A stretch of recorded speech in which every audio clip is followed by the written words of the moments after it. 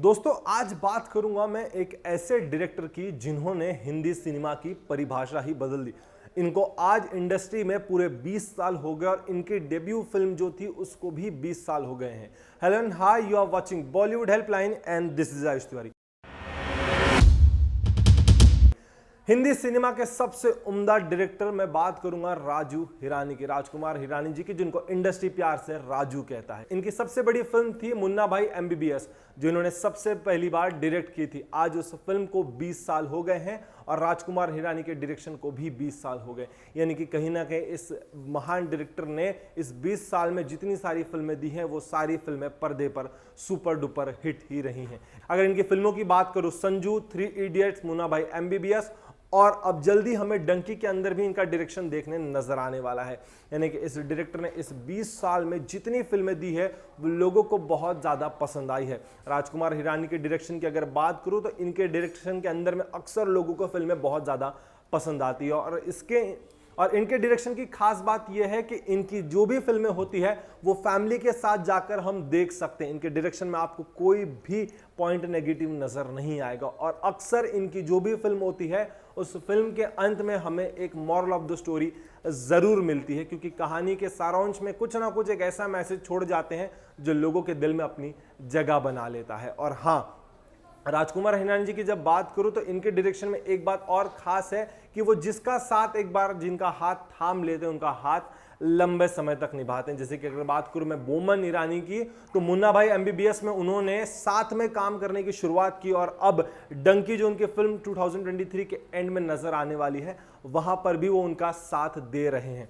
और अगर जब बात कर रहा हूं मैं मुन्ना भाई एमबीबीएस की, तो यहां पर संजय दत्त का करियर पूरी तरीके से चेंज हो चुका था, क्योंकि यहां से संजय दत्त की करियर में एक नया ब्रेक लगा था। जहां से उन्होंने जिस तरीके से शुरुआत की वहां से उनकी फिल्में सुपर डुपर हिट होने लगी। उनके पिताजी के साथ ये उनकी एक आखिरी फिल्म थी। जी हां, जहां पर हमने पिताजी यानी कि बाप बेटे की केमिस्ट्री भी देखी थी।